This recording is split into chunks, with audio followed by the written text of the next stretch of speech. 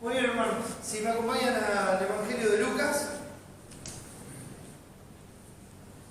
el capítulo 18, ustedes saben que durante el mes de enero y febrero vamos a estar haciendo un alto en el estudio de Efesios y de Hechos, y vamos a estar compartiendo algo en particular. Y es mi anhelo poder compartir durante enero acerca de la oración y distintos aspectos de la oración. Y también tenía el anhelo de compartir acerca de las parábolas del Señor. Y bueno, este es un caso donde encontramos al Señor conmigo en la parábola enseñando acerca de la oración, ¿no? Algo particular de la oración, y eso es lo que vamos a ver hoy. Y vamos a leer el versículo 1 de Lucas 18, dice así: también les refirió Jesús una parábola sobre la necesidad de orar siempre y no desmayar. Y de eso justamente quiero hablar, de la necesidad de orar siempre, la necesidad de orar. Así que vamos a orar y pedir que el Señor nos dé gracia y nos ayude en este tiempo. Amado Dios, nuestro Padre, nuestro Señor, nuestro Salvador, te damos gracias por toda tu obra. Es una obra de gracia, es una obra soberana, es una obra de amor, de misericordia. Y Padre, tú has querido hacernos parte de esta obra. Tú eres el que ha tomado la iniciativa en la eternidad, cuando todos estábamos condenados. Escogiste un pueblo para ti. Nos escogiste entre lo vil y lo menospreciado de este mundo. Y aún a pesar de nuestro pecado, nuestra vileza, nos has recibido como tus hijos por la obra de Cristo, porque Él quitó el pecado en medio, lo vistió con su justicia, y nos hizo en Él aceptos delante tuyo. Y con esa confianza pudimos al trono, Padre. Sabemos que nos escucha, sabemos que nos recibe, sabemos que sabe lo que vamos a decir antes que lo digamos, y lo hacemos con gozo, Señor, sabiendo que tú te deleitas en escuchar la voz de tus hijos. Te doy gracias, Señor, por este tiempo que nos das como iglesia, y te ruego, mi Señor, que nos ayudes a ver las cosas como tú las ves, y a ver la oración como el medio que tú nos has dado. Te ruego, Señor, que podamos estar en la comunión constante contigo. Gracias por este tiempo. Edifica tu iglesia, Padre, y te ruego por aquellos que no te conocen, que sean salvados por tu gracia. Para la gloria de tu nombre pedimos y agradecemos todo. Voy a leer de vuelta el texto y voy a extenderme hasta el versículo 8. Dice así: también le refirió Jesús una parábola sobre la necesidad de orar siempre y no desmayar, diciendo: había en una ciudad un juez que ni temía a Dios ni respetaba a hombre. Había también en aquella ciudad una viuda, la cual venía a él diciendo: hazme justicia de mi adversario. Y él no quiso por algún tiempo, pero después de esto dijo dentro de sí: aunque ni temo a Dios ni tengo respeto a hombre, sin embargo, porque esta viuda me es molesta, le haré justicia, no sea que viniendo de continuo me agote la paciencia. Y dijo el Señor: oíd lo que dijo el juez injusto. ¿Y acaso Dios no hará justicia a sus escogidos que claman a Él día y noche? ¿Se tardará en responderles? Os digo que pronto les hará justicia.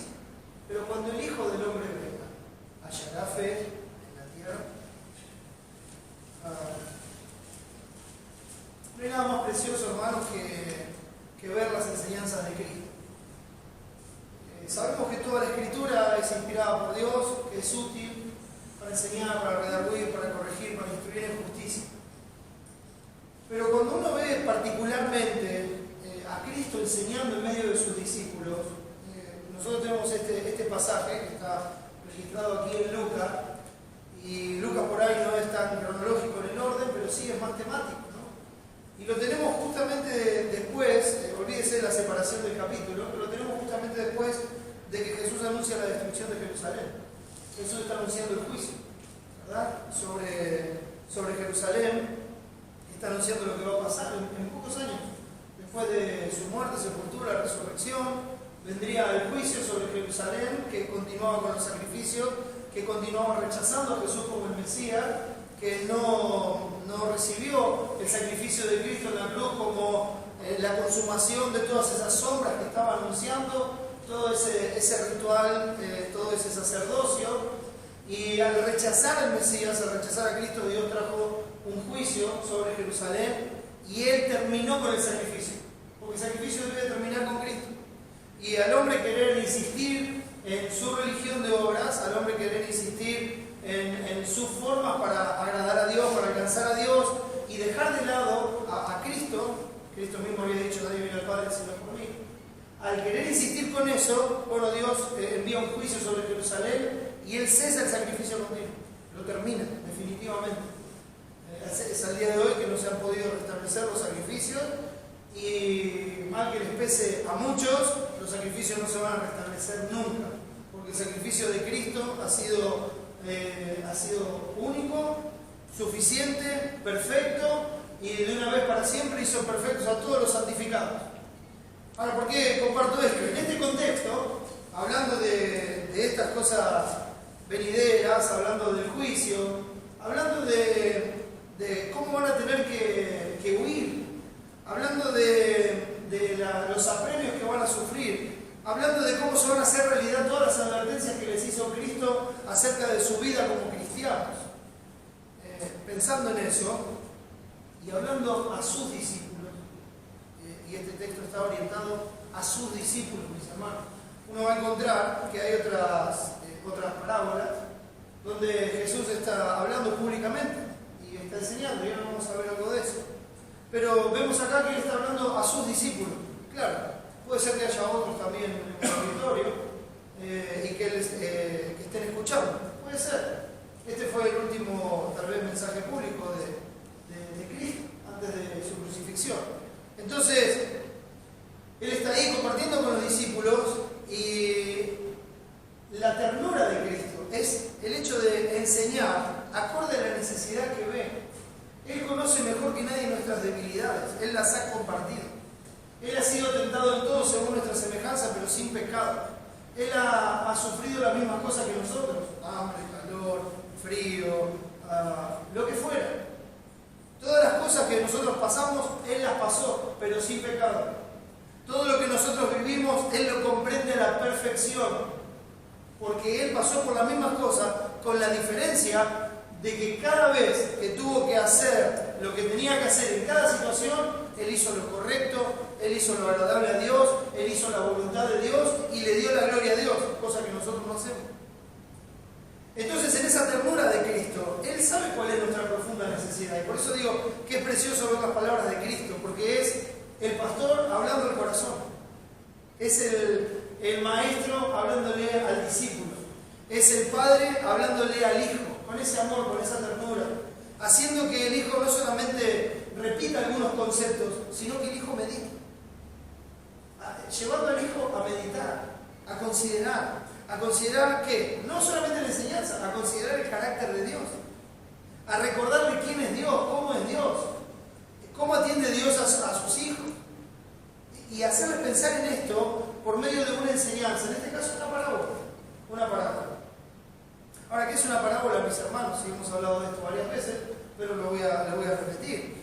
La parábola es una historia o una situación que se toma de la vida real para ilustrar una verdad espiritual. O sea, se toman cosas de la vida real, no es una fábula, no son cosas ficticias, sino que son cosas reales, cosas de la vida cotidiana que ayudan a entender una verdad espiritual. Ese es el propósito. O sea, se ilustra con situaciones de la vida cotidiana para llegar a un punto de una enseñanza espiritual, algo que va a afectar la vida espiritual de cada uno. Ahora, ¿por qué hablaba Jesús en parábolas? Bueno, Él hablaba en parábolas para tratar directamente con los espirituales. Cuando Él habla en parábolas, es porque Él va a tratar directamente con aquellos que pueden discernir lo espiritual. El hombre natural no percibe las cosas que son del espíritu. Para eso locura y no las puede entender porque se han de discernir espiritualmente. Entonces, cuando Él habla en parábola, y Él explica esto, y enseguida lo vamos a ver, está haciéndolo para hablar directamente con aquellos que les es dado el oír, aquellos que les es dado el entender estas cosas. Y acompáñenme por un momento a Mateo capítulo 13. Creo que es el pasaje en que Jesús mejor explica esto. En una parábola muy conocida. Bueno, en realidad aquí hay varias parábolas en este capítulo. Pero la del sembrador es muy conocida, ¿verdad? No vamos a ver la parábola del sembrador. Pero después que él da la parábola del sembrador, si me acompaña al versículo 9, él termina de dar la parábola del sembrador y dice: el que tiene oídos para oír, oiga. Entonces, ¿usted qué dice? Vamos a suponer que hay 100 personas escuchando, 200, 300, 50, las que quieran. Y usted mira alrededor, ¿no? Y llama: ¡hey vos! Y vos, ¡hey vos! Se da vuelta y lo mira. Y llama: ¡hey fulano! Y se da vuelta y lo mira. ¡hey mengano! Y se da vuelta y lo mira. ¿Usted qué diría? Que esa persona tiene una vida. Entonces dice: que tiene oídos para oír, oiga. Bueno, entonces les está hablando a todos. Sin embargo, no está hablando del oído físico. No está hablando de esa capacidad física que cualquier persona puede tener, a menos que Dios lo haya hecho sordo. Recuerden lo que Dios le dijo a Moisés: él hace el sordo, él hace el tartamudo. Es una hechura suya, es algo que él hace con un propósito específico. Entonces, a menos que Dios lo haya hecho sordo, todas las personas nacen con oído. Entonces, ¿qué sentido tendría esta frase? Él acaba de hablar públicamente, acaba de contar esta historia, dice que tiene oídos para oír, oiga. Pero si ya te escuchamos, ya escuchamos lo que dijiste. Entonces, ¿cuál es el propósito? Versículo 10, porque esto es lo mismo que pensaríamos nosotros. Para todos te escuchamos. ¿Qué quiere decir con esto? Entonces, acercándose los discípulos, le dijeron: ¿por qué les hablas por parábolas? Él respondiendo les dijo: porque a vosotros os es dado saber los misterios del reino de los cielos, mas a ellos no les es dado. Entonces dice: pero espera, vos recién hablaste públicamente. Ahora, decís que tiene oídos para oír, oiga. Todos tienen oídos, todos te escucharon. Bueno, puede ser que hayan oído el sonido, pero no escucharon la palabra. Puede ser que hayan escuchado las palabras, pero no entendieron el significado. Porque estamos hablando de un mensaje espiritual. Y Cristo lo aclara en los textos siguientes. Dice: a ellos, a vosotros, eso le dice a sus discípulos: a vosotros os he dado saber los misterios del reino de los cielos, mas a ellos, o sea, a los que no son sus discípulos, no les es dado. Porque a cualquiera que tiene, se le dará, y tendrá más. Pero al que no tiene, aún lo que tiene, le será quitado. Así termina la parábola de los talentos también, ¿recuerdan? Aquel que tenía 5 y ganó otros 5 y tenía 10, y después había uno que lo había enterrado, y dicen: sáquenselo al que tiene 1 y dénselo al que tiene 10. Pero tiene 10. Bueno, al que tiene le será dado, pero al que tiene, aún lo que tiene, le será quitado. Y acá está haciendo la misma relación. O sea, tienen un oído físico que le fue dado, tienen una vista física que le fue dada, tienen una vida y tienen un cuerpo que le fue dado para buscar a Dios. Si de alguna manera, palpando, no está lejos de nosotros, pudieran encontrarlo, pudieran tener relación con Él, tienen todo eso, pero no entienden ni ven. Y no eran ciegos. No entienden ni ven. Aún lo que tienen, les será quitado. Y entonces se le da al que tiene. Ustedes ya tienen. Ustedes, el Padre les reveló quién es el Cristo. Ustedes tienen la asistencia del Espíritu Santo. A ustedes se les da a saber más. Porque Dios ha hecho morar su Espíritu en nosotros para darnos a conocer a sus hijos las cosas que Él preparó para nosotros. Todo lo que Él hizo, toda su obra. Para eso está el Espíritu de Dios en nosotros. Entonces Él avanza. Aquí Cristo haciendo de consolador y explicando. No vamos a ver la explicación de esta parábola, pero miren a dónde vamos a ir. Al que tiene, aún lo que tiene le será quitado. Por eso, le está explicando a sus discípulos, les hablo por parábolas, porque viendo no ven y oyendo no oyen ni entienden. ¿Ven? De manera que se cumple en ellos la profecía de Isaías que dijo: de oído oiréis y no entenderéis, y viendo veréis y no percibiréis. ¿Quién lo hubiera pensado, mis hermanos, al leer esto en Isaías, que estaba hablando de parábolas? o que estaba hablando de su realidad espiritual. Pero Cristo nos interpreta el texto, nos da esa bendición y nos dice, mire, este texto se interpreta de esta manera. Esto es lo que representa, el texto está hablando de la realidad espiritual del hombre sin Dios. No hay espíritu, no puede ver las cosas espirituales, no puede oír las cosas espirituales, no puede entender las cosas espirituales. A veces las personas me dicen, no, vas a compartir el Evangelio, vos lo primero que tenés que hacer es hacerles entender su pecado. No entienden. No es cuestión de que entiendan. O sea, tienen que creer. Y realmente nosotros no lo podemos hacer creer. Nuestra tarea es compartir el Evangelio. Y Dios es el que da la fe para creer. Es una gracia soberana de Dios. Nosotros le podemos hacer entender lógicamente a un incrédulo de qué se trata el pecado, le podemos hablar de un juicio, le podemos hablar de tantas cosas que la pueden ir acomodando como si fuera un problema matemático y decir 2 más 2 es 4, ahora me cierra todo. Además hay gente que dice, yo estuve muchos años en la iglesia, pero ahora entendí las doctrinas de la gracia. Y a mí me da temor. Porque la Biblia, si uno quisiera titularlas así, la Biblia siempre habló de esas doctrinas. Entonces no es cuestión de que ahora entendiste, tal vez recién ahora conociste al Señor y empezás a saber. Tal vez recién ahora. Porque si es un entendimiento nada más que lógico y humano, lo único que va a traer es frustración, es dolor, es incapacidad, es falta de disfrute en la vida diaria, y así va a ser. Va a ser una vida de agonía, porque nada más que un entendimiento intelectual. Entonces, Cristo le dice, de oído oiréis y no entenderéis. Eso es lo que decía el profeta Isaías. Y viendo veréis y no percibiréis, porque el corazón de este pueblo se ha engrosado, y con los oídos oyen pesadamente, y han cerrado sus ojos, para que no vean con los ojos, y oigan con los oídos, y con el corazón entiendan, y se conviertan y yo los sane. Dice, su pecado es su propia condenación. Su pecado los engaña a ellos mismos, los enceguece a ellos mismos. Ellos creen que son lo que no son. Están descansando en una seguridad que no les da seguridad. Están totalmente cegados por su propio pecado, por su propia religión, por su propia justicia y por sus propias obras. Entonces no escuchan la realidad espiritual. Porque para ellos las cosas son así. Son de esta manera. Entonces no escuchan la realidad espiritual. No tienen la capacidad. Y esto es muy importante, hermano, para nosotros. Es muy importante. Porque Cristo dice amorosamente, a ellos no les he dado, pero a ustedes sí. Ustedes tienen que saber los misterios del reino, porque ustedes van a estar en esta tierra para anunciar esos misterios del reino a toda criatura. Ustedes tienen que saber las cosas espirituales, porque ustedes van a dar un mensaje que es espiritual, no un mensaje carnal. Ustedes no van a salir a ofrecer una religión mejor que la que las personas ya tienen. Ustedes van a ir a dar un mensaje espiritual que para el hombre es totalmente increíble. Entonces, ¿quién podrá ser salvo? Bueno, lo que es imposible para los hombres es posible para Dios.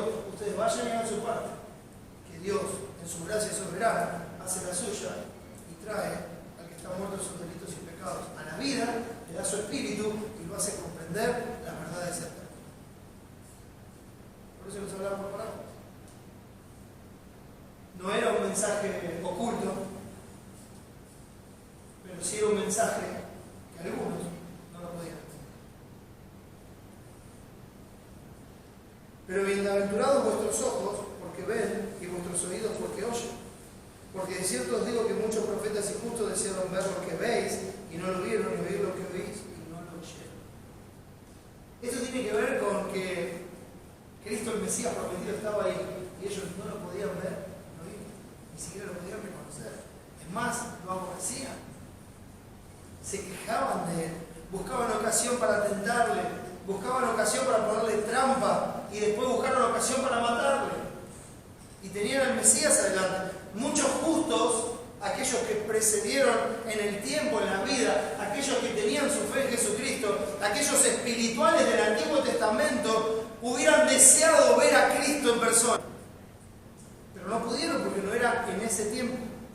Cuando vino el cumplimiento del tiempo, Dios envió a su Hijo, nacido de mujer y nacido bajo la ley, para que redimiese a los que estaban bajo la ley. Entonces, ahora es el tiempo de la venida de Cristo y está ahí con ellos, y ellos no lo pueden ver, y no lo pueden oír, ni lo pueden entender.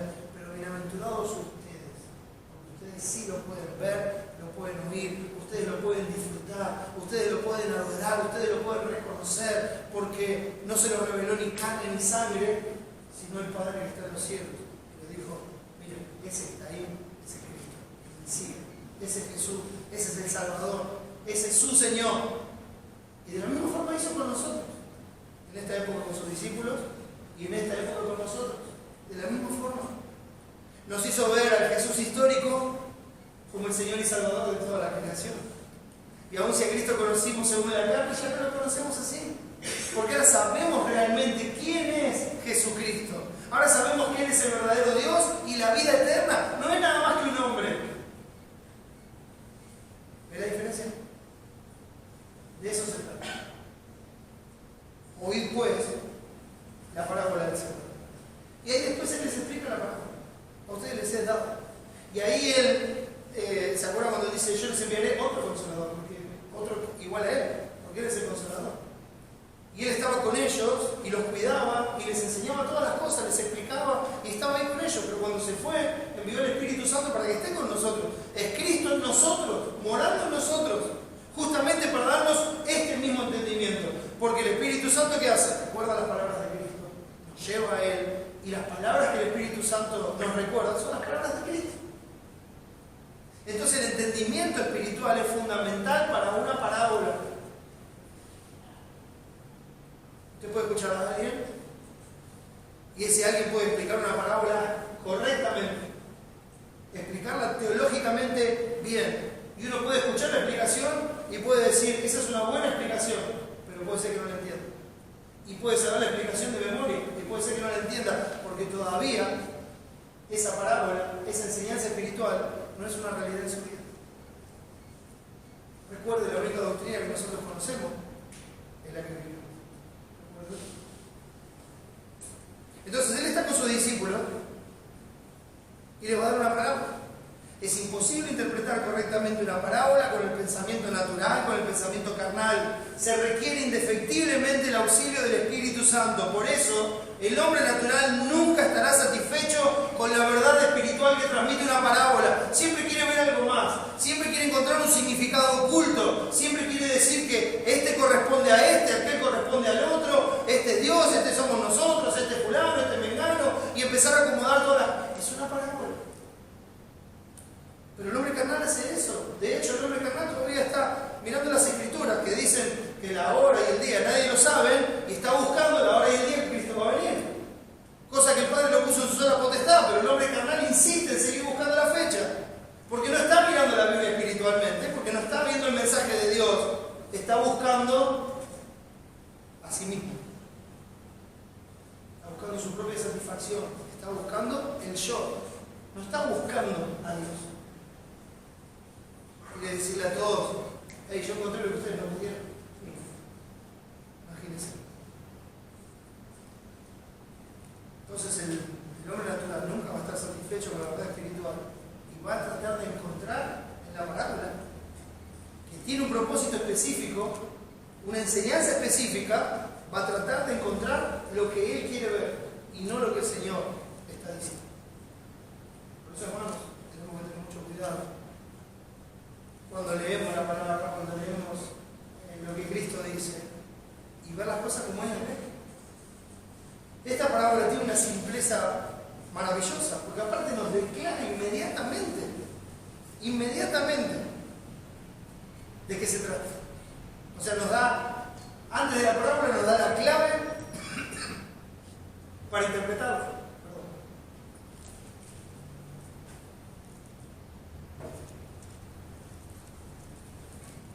Sin esa clave, como tienen todas las parábolas, se han tergiversado muchos textos. Ese pensamiento carnal, natural, se han tergiversado muchos textos, llevándolos y torciendo las Escrituras para el lado que a uno le conviene. Como también dice 2 de Pedro 3, ¿no? Como andan muchos ahí torciendo. Yo diría que están torciendo las Escrituras para que las Escrituras dicen lo que ellos quieren que digan y no lo que el Señor dice. Se han tergiversado muchos textos. Esta parábola, mis hermanos, está asignada, está marcada por lo que el mismo texto nos dice en el versículo 1. Fíjense, dice, también le refirió Jesús una parábola sobre la necesidad de orar siempre y no desmayar. Entonces, ¿de qué se trata esta parábola? De la necesidad de orar siempre y no desmayar. Entonces parece sencillo, porque uno dice, bueno, esa es la clave. Entonces, ¿cómo esta parábola me explica a mí, cómo esta historia me explica a mí la verdad espiritual que Jesús nos está transmitiendo a sus discípulos, que tiene dos enunciados: la necesidad de orar siempre y no desmayar? Yo sé que van juntos, los separo a propósito. Son dos cosas que van unidas, ¿verdad? Si uno desmaya no va a estar orando. Esa es la realidad. Pero es la necesidad de orar siempre y no desmayar. Y lo separo porque hay dos cosas para destacar acá en la historia, que van a estar referidas a estas dos cosas, que por favor, lo vuelvo a aclarar, están unidas, ¿sí? Es solamente para favorecer a la exposición. Entonces, mis hermanos, este relato, con características de la vida real, con situaciones de la vida real, se dan para una mejor comparación, para que se pueda entender. Entonces, este propósito es llevar a los discípulos hacia Dios. Siempre el propósito de la enseñanza y de la predicación es llevar al oyente a Dios, es llevar al discípulo a Dios, es llevar al discípulo a confiar en Dios y a vivir poniendo su fe en Dios. Y de eso se trata. Entonces, tenemos esas dos cosas. ¿Y qué es lo que nos presenta la historia? Bueno, la historia nos presenta dos extremos de la vida real. Dos extremos de la vida real. Algo conocido, algo habitual. ¿Sí? Que terminan siendo dos extremos, dos cosas totalmente opuestas. Y enseguida lo vamos a ver. Fíjense, el versículo 2 dice: había en una ciudad un juez que ni temía a Dios ni respetaba a hombre. ¿Sí? Entonces, fíjense, este es el primer extremo. Tenemos uno que fue puesto para ayudar, que fue puesto para servir, que fue puesto para impartir justicia, que no le importa absolutamente nada. Eso es lo que tenemos. Cualquier semejanza con la realidad que nos toca vivir es pura coincidencia. ¿Sí? Pero fíjense que esa semejanza con la realidad que nos toca vivir es lo que nos permite comprender de qué está hablando Cristo. Porque nos lleva a verlo. Han pasado muchos años del sistema de justicia que se está usando en este momento. Podríamos hablar de eso, hablar de Sanedrín, cómo estaban las diferentes ciudades, cuántas personas lo componían, etcétera, etcétera, etcétera. Pero hermanos, todos esos datos, que son buenos, si quieren después búsquenlo, están en un montón de lugares, no nos van a ayudar a ver la realidad espiritual que nos está transmitiendo el Señor. Ahora, este entendimiento simple de ver a este juez que se apoderó de ese sillón como si fuera un trono y que desde ahí hace lo que se le viene en gana, que no le importa ni lo que diga Dios, porque todos juran para que van a dar testimonio, ¿verdad?, sobre nosotros evangelios, y que van a rendir cuenta ante Dios y la patria. Bueno, no le importa lo que Dios diga y no respeta a ninguno. Y así está. Y hace lo que quiere, cuando quiere y cómo quiere. Y si alguien le dice algo, entonces hace una ley para que él siga haciendo lo que quiere. Ese es un extremo. Ese es un extremo que tenemos aquí. Uno podría decir, ¿quién es el más poderoso en una nación? Y si es una nación como la nuestra, a veces los jueces tienen más poder que el presidente. Los jueces pueden manipular tranquilamente al presidente, pueden entorpecerle la vida al presidente, le pueden entorpecer con leyes, negándole cosas, etcétera, etcétera. La Corte Suprema habló y entonces ya lo que se había que hacer no se puede hacer porque no favorece a los intereses. O sea, tiene mucho poder, mucho poder. Entonces estamos hablando de alguien muy poderoso en esa nación. Sobre todo, no le importa nada, un extremo. Ahora, ¿cuál es el otro extremo? Dice el versículo 3. Había también en aquella ciudad una viuda, la cual venía a él diciendo: hazme justicia de mi adversario. Bueno, la viuda, y hablo puntualmente en la economía de Israel, allá en aquel tiempo, la viuda era tal vez la persona más baja y desprotegida de la sociedad, junto con los niños. Ahora, los niños no podían ni siquiera hablar, o sea, ni siquiera podían atreverse a hablar a un mayor. O sea, era lo más bajo de la sociedad. En una casa, Comían los padres y si quedaba comida, comían los niños. Ese era el trato. Porque había que continuar la descendencia. Hoy yo sé, hoy se sacan la comida de la boca para dar, ¿verdad? Es otra cosa, es otra historia. Entonces esto nos tiene que ayudar a entenderlo. La viuda no tenía nadie que haga nada por ella. Había quedado sin esposo, ¿sí? Que era el que la representaba. Entonces ya una viuda, o sea, una mujer sin esposo, es como que no tenía ningún talle social. Nada. Era lo más bajo de la sociedad, sin ningún tipo de poder, como si tiene este juez. Sin ningún tipo de poder, sin ninguna influencia. Nada de nada. O sea, alguien que uno podría decir, si no la atiendo, nadie se atiende. Que se deje de molestar. Yo estoy para cosas grandes, yo estoy para hacer otro trato, que no me moleste. Esa es la situación que nos está planteando. Esos son los extremos que tenemos en una sociedad. Entonces tenemos a este juez, que no le importa nada, y tenemos a esta persona, tal vez, junto con los niños, la más despreciable de la sociedad de entonces. Entonces esa es la situación que está planteando. Y esto nos tiene que dar el panorama de esa situación. El que no le importa nada y la que no le importa a nadie. La viuda. Que no le importa nada y la que no le importa a nadie. Gracias a Dios por nuestro Señor Jesucristo, que engrandeció la ley de Dios, que recordó, y aún sus apóstoles enseñaron, a cuidar de las viudas, de los pobres, aún recordando lo que la ley ya decía. ¿Sí?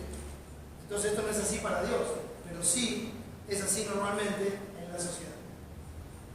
Si viene uno cualquiera hoy a golpear las puertas del juzgado, a decirle al juez que lo atienda, usted sabe que no le van a dar ninguna atención.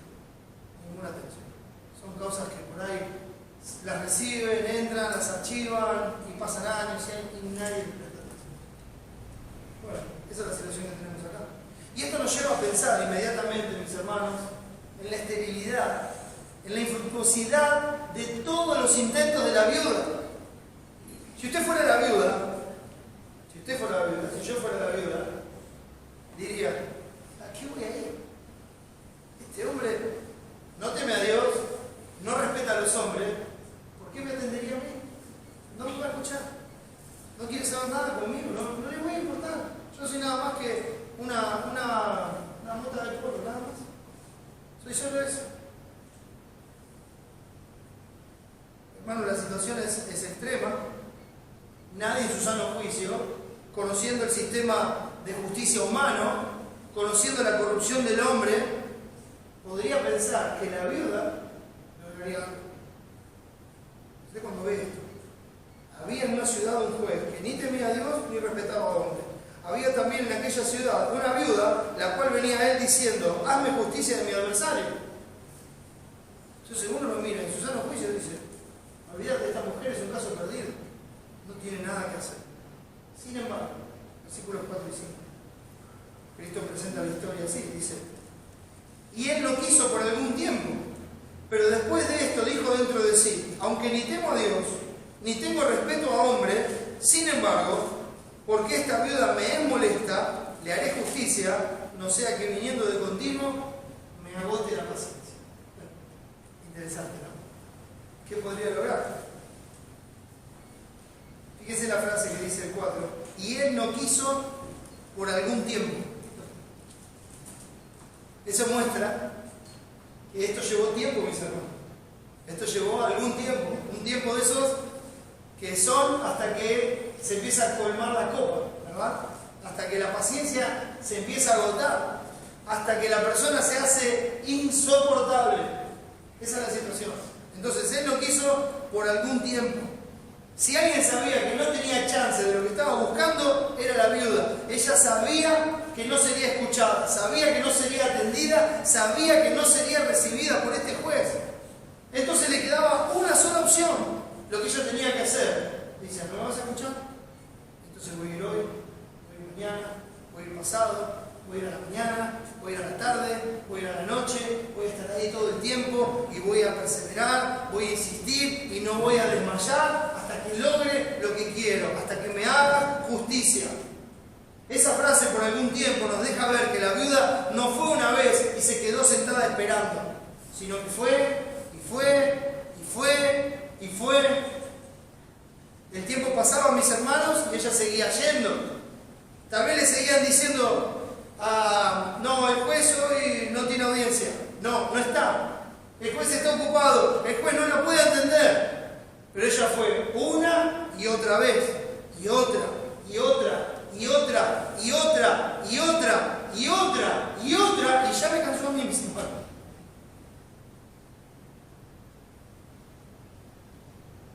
No paró. Por algún tiempo. Siguió. Y otra, y otra, y otra. Sin marchar, perseverando, incansablemente, y otra, y otra.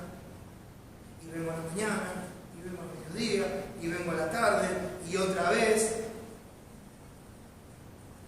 Hasta que, como nos dice la historia, hasta que el corrupto, que ni teme a Dios, ni respeta a hombre, pero que busca su propio bienestar. Esa es una característica del hombre, totalmente egoísta, alejado de Dios y sin amor por el prójimo, que es lo que tenemos presente acá. Buscando su propio bienestar, dice, ya me tiene harto. Me tiene harto. Va a seguir viniendo todos los días. Estoy cansado de que me moleste. Dice el versículo 5, sin embargo, porque esta viuda me es molesta. O sea, ya me molesta. Ya me molesta verla, ya me molesta llegar a mi lugar de trabajo y la veo ahí en la puerta. Y salgo y está en la puerta. Y estoy adentro y me golpea en la puerta y me dice que la viuda quiere entrar. Estoy harto de esta viuda, me molesta. Y como me molesta tanto, le voy a dar lo que quiero, para que se vaya. Entonces él dijo, basta, que no venga más, por favor, todos los días, tarde y mañana, mediodía, basta, no la aguanto más. Sigue viniendo, viniendo, viniendo, y explotó. Se cansó. Dale lo que quiere, hagámosle justicia y por favor que no venga más. Mirá, asegúrate de darle lo que quiere, asegúrate de que se le haga justicia, asegúrate de que el reclamo sea atendido y por favor te lo pido, que no venga más. Y estoy hablando como que si quiere el juez le atendió personalmente, ¿no? Cuando va alguien para que se ocupe, pero por medio del juez, ya está, listo, la saquen encima. Entonces esa es la historia que nos presenta el Señor Jesucristo.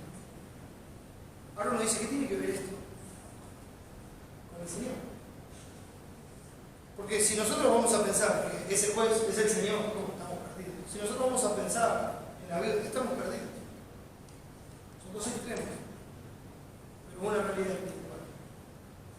Entonces Jesús nos lleva al Señor.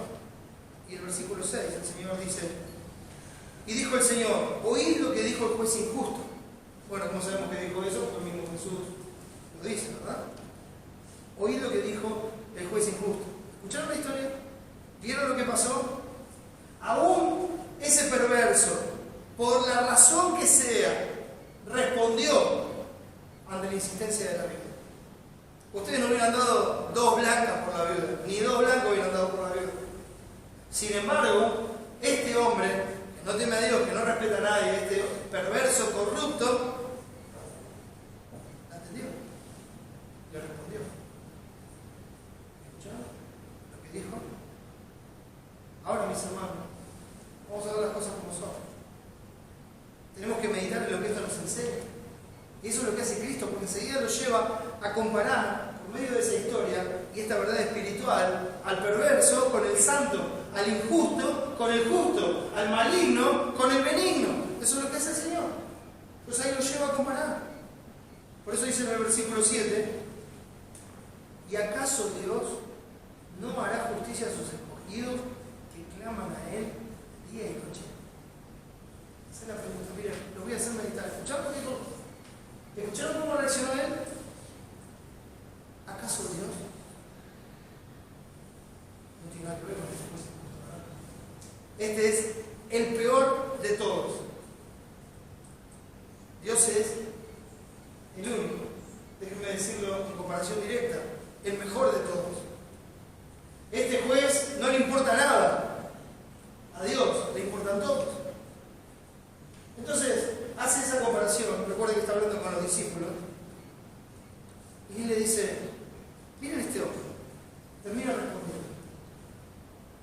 Dios? ¿Acaso Dios, que es un Padre amante, que es un juez justo, acaso Dios no va a atender a sus escogidos? A sus escogidos. Es precioso que Jesús use esta palabra justo acá. Es precioso. Porque cuando Él dice no va a atender a sus escogidos, no va a atender a los que Él compró con la sangre de su Hijo. El Padre amante no va a escuchar a sus escogidos, no va a atender a sus escogidos, no le va a contestar a sus escogidos. Él va a tardar en responderle a sus escogidos.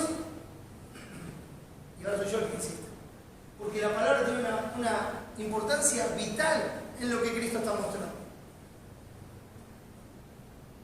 Este juez no sabía quién era la viuda hasta que la viuda vino. No sabía quién era. Pero cuando hablamos de Dios, decimos, ¿ustedes piensan que Dios no los va a escuchar? Ustedes son sus escogidos. Son sus escogidos. Miren, vamos a ver un par de textos para tener esto en mente. Segundo de Tesalonicenses 2.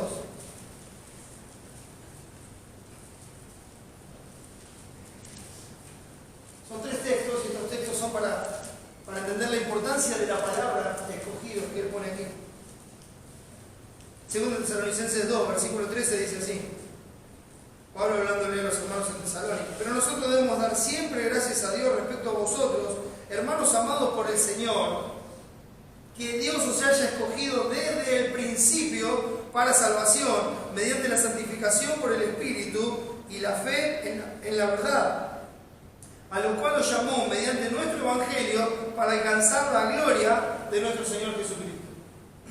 Entonces, fíjense, Pablo agradece por los hermanos. Y dice, nosotros agradecemos a Dios que Dios los haya escogido a ustedes desde la fundación del mundo, desde antes de la fundación, desde el principio de todas las cosas. Desde ese principio Dios los escogió. Y como los escogió, a su tiempo los llamó por medio de la predicación de nuestro Evangelio, para que esos escogidos sepan que la sangre de Cristo no fue derramada en vano en la cruz del Calvario, que esa sangre se derramó por ellos, que esa sangre se derramó como precio por sus pecados, que esa vida se entregó como pago de todas sus ofensas, que ese hombre llamado Jesús, que se entregó en esa cruz voluntariamente, se dio para recibir el castigo que su pueblo merecía. Por medio del Evangelio se le da a conocer a todos que esa obra de Cristo es efectiva para sus escogidos. Sus escogidos no lo saben hasta que lo escuchan. Y cuando lo escuchan y Dios soberanamente en su gracia los salva y los regenera y les da un corazón nuevo y les da una vida nueva, cuando empieza a pasar el tiempo de su vida, Él los mira a sus hijos, a sus discípulos, que ahora ya son comprados con su sangre, ya están redimidos, ya tienen el Espíritu, ya pueden ver por la fe a Dios, y los mira y les dice, ¿ustedes creen que esto expresó ese día? Yo los amé a ustedes desde la eternidad, por eso les prolongué mi misericordia. Yo los escogí a ustedes antes de la fundación del mundo, cuando el Cordero fue inmolado, cuando puse sus pecados sobre Él allá antes de la fundación del mundo, y el Cordero fue sacrificado con el propósito específico de traerlos a la salvación a ustedes, mis escogidos. Entonces uno empieza a comprender la dimensión del amor de Dios. No es que me ama por lo que soy, no es que me ama por lo que hice, no es que me ama desde hoy, no, Él me amó desde la eternidad, cuando yo estaba muerto en mis delitos y pecados. Y como me amó de la eternidad, me escogió para ser salvo por medio del Evangelio de Jesucristo. Y por medio de la predicación del Evangelio de Jesucristo, me trajo a Él irresistiblemente para hacerme suyo, para hacerme de su pueblo, para darme su espíritu y para que yo viva en comunión con Él, para que yo le conozca, para que sepa quién es mi Padre y para que sepa con quién voy a pasar la eternidad, porque Él es la herencia de sus escogidos.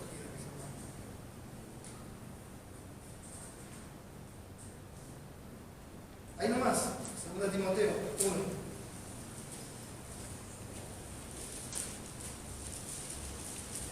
Segunda de Timoteo 1.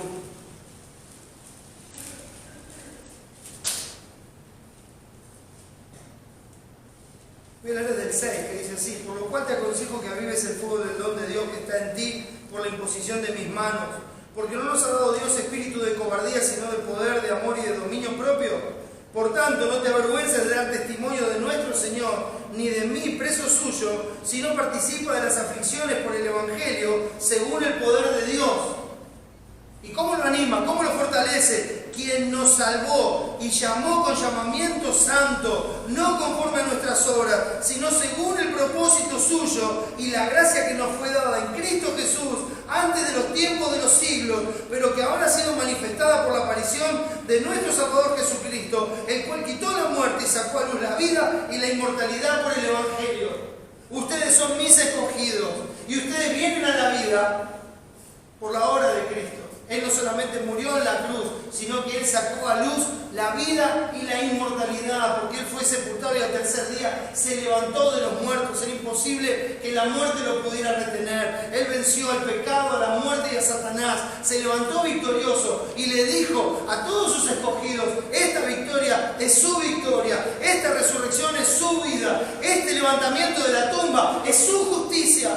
Mírenme a mí, porque yo preparé esto desde la eternidad. Empecé una obra y la voy a hacer por toda la eternidad. Ustedes son mis escogidos. ¿Acaso piensan que los voy a escuchar? ¿Acaso piensan que si un perverso, egoísta, por cansancio, atiende a alguien que no vale la pena, yo, el Dios de gloria, que los escogí desde la eternidad, que pagué el precio por la vida de mi propio Hijo para comprarlos, para redimirlos, para traerlos a mí, para salvarlos por toda la eternidad? ¿Ustedes piensan que yo no los voy a escuchar? Romanos capítulo 8.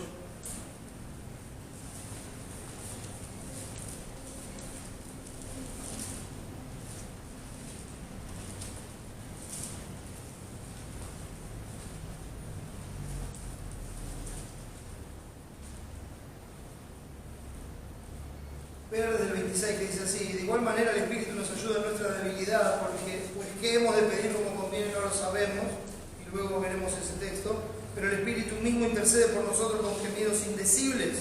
Luego, más adelante. Mas el que escudriña los corazones sabe cuál es la intención del Espíritu, porque conforme a la voluntad de Dios intercede por los santos. Está hablando de la oración.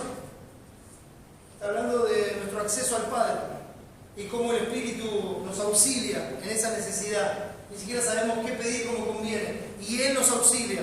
Él intercede por nosotros. Pero lo que viene a continuación, como base de ese favor de Dios, como base de esa gracia de Dios, es maravilloso porque tiene un valor eterno, mis hermanos. Dice en el 28: y sabemos que a los que aman a Dios, todas las cosas les ayudan a bien. Los que aman a Dios, nosotros le amamos a Él porque Él nos amó primero. O sea, está hablando otra vez a sus escogidos. Y le dice: y sabemos que a los que aman a Dios, todas las cosas les ayudan a bien. Esto es a los que conforme a su propósito son llamados.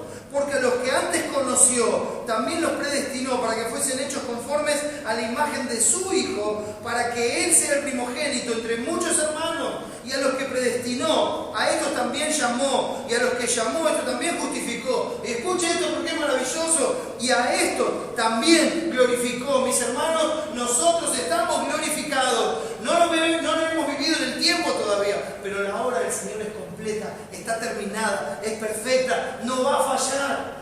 Él ha sido nuestro Dios, Él es nuestro Dios y será nuestro Dios por toda la eternidad. Y así con ese pensamiento llegamos al 31 que dice: ¿qué pues diremos a esto? Si Dios es por nosotros, ¿quién contra nosotros? Él ha estado con nosotros desde la eternidad cuando nos escogió. Él ha estado con nosotros cuando nos salvó por medio de la obra de Cristo. Él ha estado con nosotros cuando nos justificó, cuando resucitó a Cristo de los muertos. Y Él va a estar con nosotros por toda la eternidad, porque nos prometió un cuerpo glorificado con el que vamos a vivir con Él para siempre, mis hermanos. Si Dios es por nosotros, ¿quién contra nosotros? Al que no escatimó, el que no escatimó ni a su propio Hijo, sino que lo entregó por todos nosotros, sus escogidos, los que conoció de antes, los que predestinó, los que llamó por medio del Evangelio, los que justificó y los que glorificó. El que no escatimó ni a su propio Hijo, sino que lo entregó por todos nosotros, ¿cómo nos dará también con Él?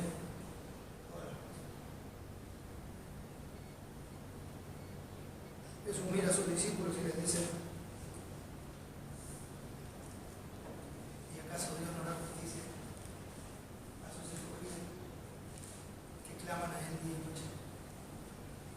¿Acaso el Padre no va a hacer justicia a aquellos que Él adoptó por propia voluntad? ¿Acaso el Padre no va a hacer justicia a aquellos que Él hizo renacer la palabra de la verdad? ¿Acaso el Padre no va a hacer justicia a aquellos que no son engendrados de voluntad de carne y de sangre, ni de voluntad de varón, sino de Dios? El Padre amante y perfecto no va a atender a sus hijos. Lo que está haciendo Cristo es llevar a su misión de la desesperación a confiar en el carácter de Dios, a decirle: no es en vano que ustedes son. Los tiempos no son suyos, los tiempos son de Dios, pero no es en vano que ustedes son, porque Él va a atender a sus hijos, Él va a atender a sus hijos. Ustedes necesitan orar siempre. Siempre. ¿Qué contra nosotros, hermanos? Somos los escogidos de Dios. ¿Acaso Dios no hará justicia a sus escogidos que claman a Él día y noche? Esa es la característica de sus escogidos. Claman a su Dios día y noche, incansablemente, incesablemente. Claman a su Dios con esa confianza de que su Dios, su Padre, los escucha, que su Dios, su Padre, sabe de qué cosas tienen necesidad, que Él sabe las cosas que están pasando.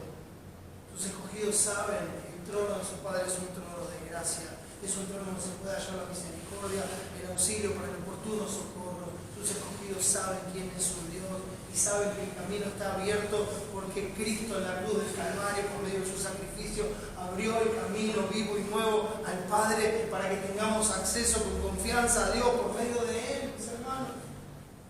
¿Acaso Dios no hará justicia a sus escogidos que claman a Él día y noche? O no te canses de clamar, no te canses de orar. Debes orar siempre. Efesios 6:18 dice que debemos orar en todo tiempo. Dice Colosenses 4:2 que debemos perseverar en la oración. Dice 1 Tesalonicenses 5:17, orad sin cesar, sin parar. Tienes que vivir en oración. Tienes que orar todo el tiempo. No significa andar todo el día caminando de rodillas con los ojos cerrados y la cabeza agachada, mis hermanos. Hay momentos para todo.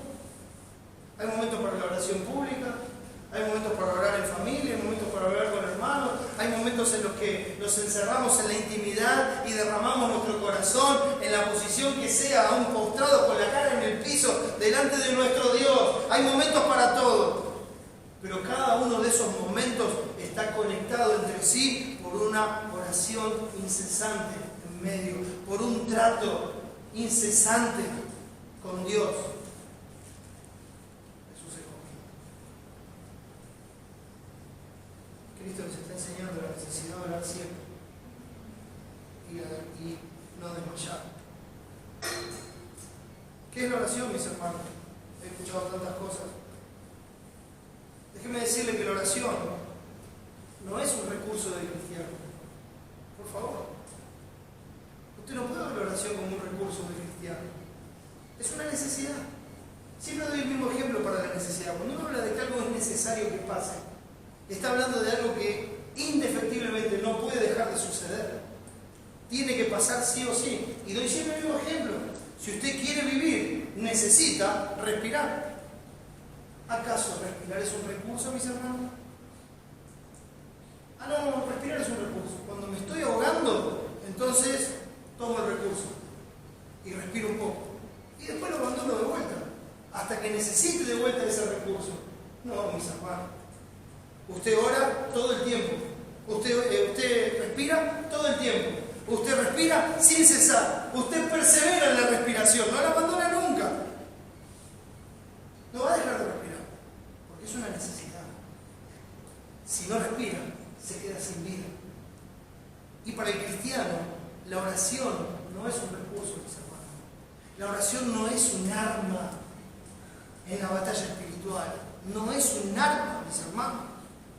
Es una necesidad. Es estar siempre en contacto con aquel que nos escogió por gracia. Es estar en una comunión continua con aquel que puede sostenernos y guardarnos. Así como respirar es una necesidad, la oración lo es para la vida espiritual. No se puede dejar de respirar, no se puede dejar de orar. Es de vital importancia el acceso continuo, mis hermanos, al trono de la gracia en todo tiempo. Y no desmayar. Mis hermanos, es de vital importancia nuestra dependencia total de Dios, la búsqueda constante de Dios, de su sabiduría, de su fortaleza, de su gracia, de su justicia. No podemos vivir sin Dios y la oración es la prueba de ello. Nosotros no podemos vivir sin la asistencia de Dios, no podemos vivir sin su sabiduría, sin su consuelo, sin su auxilio, no podemos vivir así. Y la oración constante es la prueba de que eso es una realidad en nuestras vidas. La oración constante es una prueba de que nosotros tenemos fe en Dios. Esa es la prueba. ¿Ya ha pasado a orar en silencio? Tal vez usted está aquí ahora y está orando. Y tal vez está sentado ahí y está hablando con Dios porque hay cosas que arreglar. Y yo no lo puedo escuchar. Pero usted sabe, en lo más profundo de su corazón, y es una convicción, sabe que su Dios, que lo escogió desde la eternidad y por toda la eternidad, lo está escuchando, ¿verdad? Eso es fe, mi hermano. Eso es fe. No es un recurso. Es parte de la vida. Es la vida misma del cristiano. Es la respiración del cristiano. No podemos vivir sin Dios. Y la oración es una prueba de ello. No podemos apoyarnos en nuestra propia prudencia. Y la oración, mis hermanos, es una prueba de ello. De que no estamos confiando en nosotros mismos, sino que estamos buscando la voluntad de Dios. De que no estamos decidiendo nosotros las cosas, sino que estamos pidiéndole auxilio para que Él decida. De que no sabemos qué hacer y de que Él es la fuente de toda sabiduría y que la da abundantemente y sin reproche al que le pida, pero pida con fe, no dudando nada, porque el que duda es como la ola del mar que está arrastrada de un lugar al otro. Tenemos fe en Dios y la prueba de eso es la oración. Sin desmayar debemos ir continuamente en oración, con confianza, sabiendo que nuestro Padre amante y justo nos escucha, nos recibe, nos atiende y que amorosamente, pronto, nos hará justicia. Dice el versículo 8. Al final del 7 dice, ¿se tardará en responderles? Y Jesús dice en el 8, os digo que pronto les hará justicia. Bueno, el domingo pasado hablamos un poco de lo que es pronto para Dios, ¿verdad? He aquí vengo pronto, decía el Señor. Pasaron más de 2000 años y, como diría un viejo dicho, no hay cuerpo que lo aguante. Que es pronto. Siempre son los tiempos de Dios, mis hermanos. Siempre son los tiempos de Dios. Pero lo que Cristo asegura, que Él va a hacer justicia. Que Él le va a hacer justicia a sus escogidos. Que Él escucha a sus escogidos. Que la oración no es en vano. Que hay que orar incansablemente siempre y que no hay que desmayar. No hay que abandonar porque no ve la respuesta. No hay que abandonar porque las cosas no están saliendo como uno quiere. Porque Dios responde en justicia. Bienaventurados los que tienen hambre y sed de justicia, porque ellos serán saciados, dice Mateo 5:6. También en ese mismo sermón del monte Jesús enseña, dice, buscad primeramente el reino de Dios y su justicia. Y todas esas cosas serán añadidas. Busca la justicia de Dios, busca aquello que es agradable a Dios, busca aquello que es conforme a la voluntad de Dios. Y esta es la confianza que tenemos en Él, que si pedimos alguna cosa conforme a su voluntad, Él nos oye. Él nos oye, porque estamos pidiendo en su justicia. Él nos enseñó a orar con su palabra. Él nos enseñó a orar conforme a su voluntad. Y es su palabra la que nos revela su voluntad. Pedís y no recibís, porque pedís mal, para gastar en vuestros deleites, dice Santiago 4:3. ¿Estamos pidiendo justicia? ¿O estamos pidiendo lo que nos conviene a nosotros? ¿Estamos pidiendo justicia o estamos pidiendo lo que nosotros queremos que sea? ¿Estamos pidiendo conforme a la voluntad de Dios o estamos pidiendo como el mundo pide? Para sí mismo, egoístamente, en detrimento del otro. ¿Cómo pedimos? Porque os digo que Dios a sus escogidos pronto les hará justicia. ¿Buscas incansablemente justicia ante el trono del juez justo de toda la tierra? ¿Buscas incansablemente esa justicia?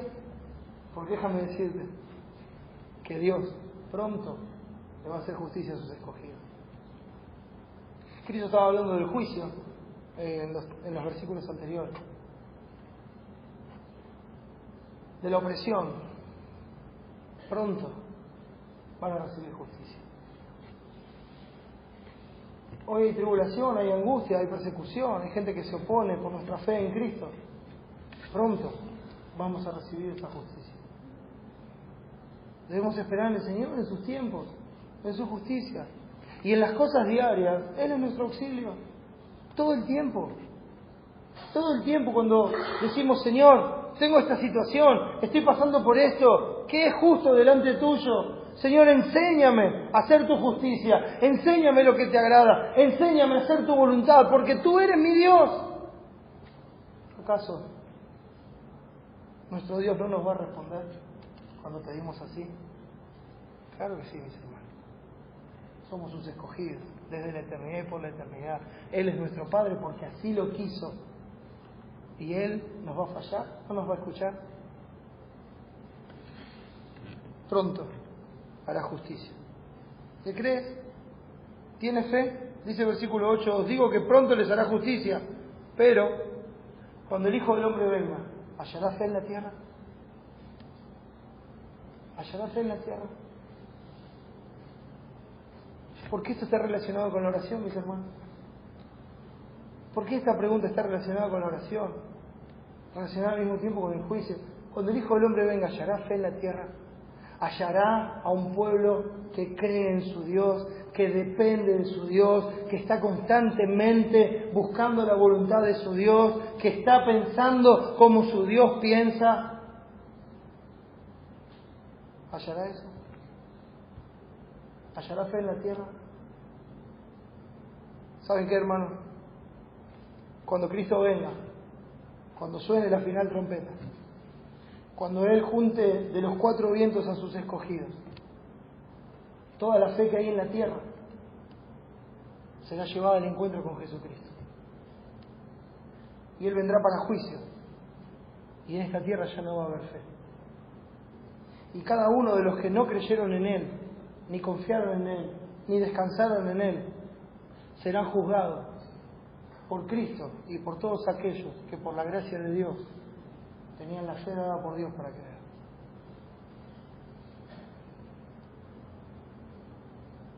¿Es Dios tu Dios? ¿Tienes fe en Él? Porque si no, ese será un día de juicio, donde se te juzgará por rehusar creer en el Hijo de Dios, y donde se te pagará conforme a tus obras por rehusar creer en el Hijo de Dios. El que cree en el Hijo tiene la vida, pero el que rehúsa creer en el Hijo de Dios no verá la vida, sino que la ira de Dios está sobre él.